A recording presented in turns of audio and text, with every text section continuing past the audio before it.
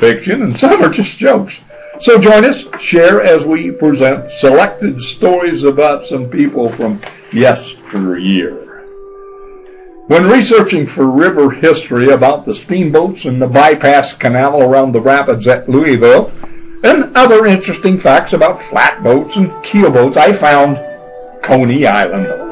I fell in love with Coney Island in my teens. My research brought back that love, so you get to hear about Coney Island today. Coney Island was a large amusement park about 10 miles upriver from Cincinnati, Ohio, on the Ohio side, of course. Originally, the park was not a so profitable apple orchard. In 1870, James Parker, the apple farmer, was asked by a group of Cincinnatians to rent the land to them for a private picnic. They intended to charter a steamboat to bring their group to the orchard. Parker, realizing this was potentially more profitable than his apple farming, began renting out his land and built a dining hall, a dancing hall, a bowling alley. He even added a mule-powered merry-go-round. This guy really caught on something. Parker's Grove became popular with its maple picnic groves that replaced the dying apple trees. Okay. 16 years later, the Ohio Grove Corporation, a group headed by two steamboat captains, Captain William and Captain Malcolm McIntyre, purchased the grove.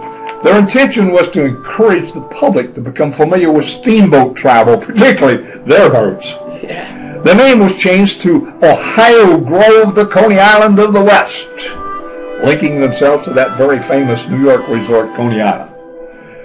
Ohio Grove opened on a rainy day, June 21st, 1886, with the steamer Guiding Star, delivering the first passengers from downtown Cincinnati.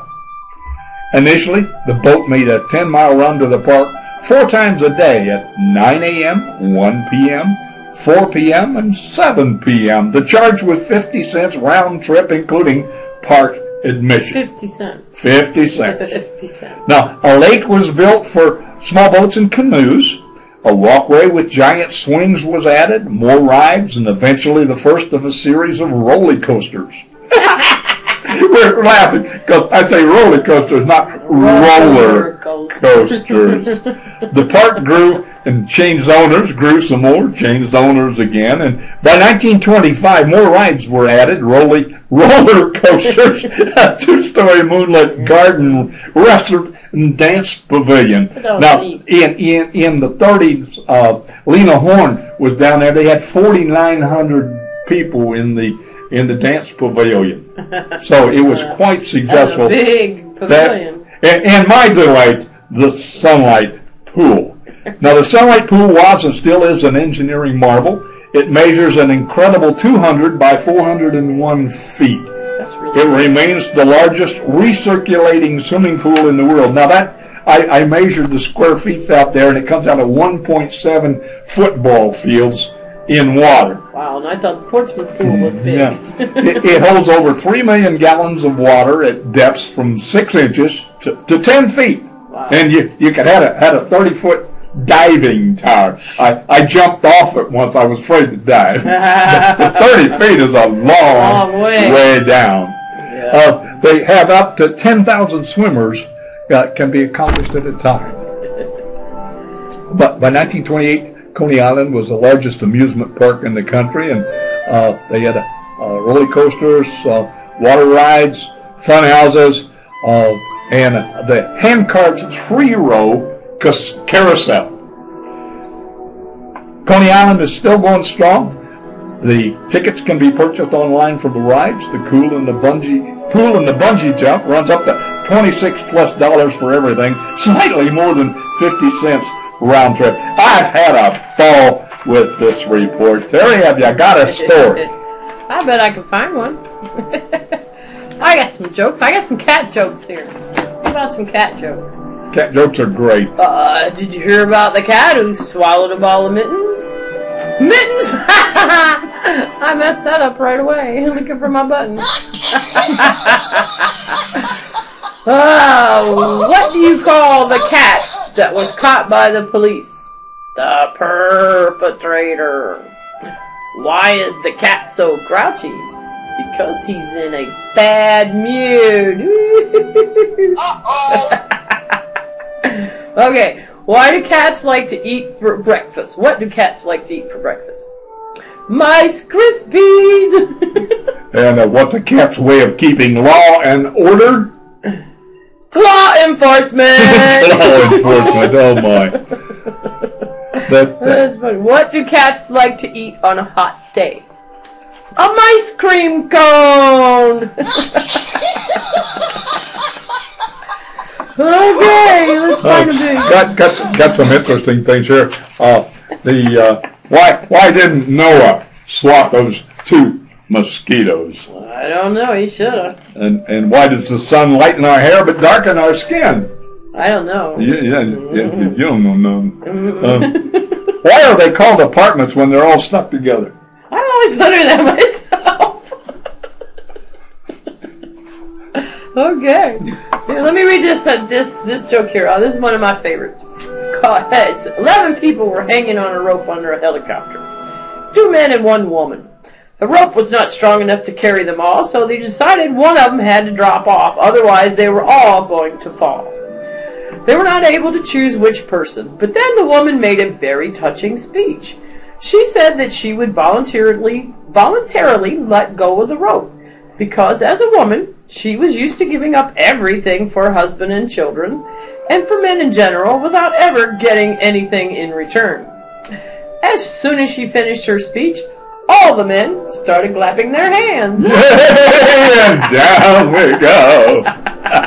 Yeah, I like that one. That's a neat one. The guys, 2 retired old geezers flew to Canada for adventure. They chartered a small plane to take them to the Rockies for a week of hunting moose. They managed to bag a total of 6. That's an awful lot, and a moose is so big, you know. Yeah. Loading the plane to return, the pilot said the plane could only take 4 moose. Nice. Last year we shot 6, and the pilots let us take them all. He had exactly the same kind of plane as yours. Reluctantly, the pilot gave in, and all 6 were loaded. The plane took off, and while attempting to cross over the mountains, even on full power, the little plane went down. Miraculously surrounded by moose bodies, Patty and Mick survived the crash, climbed out of the wreckage, and Patty says, Mick, any idea where we are? Mick replied, I think we're pretty close to where we crashed last year.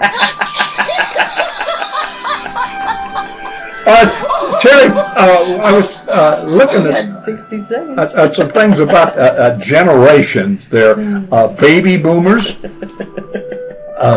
and Gen X. I guess we're going to have to talk about that next week.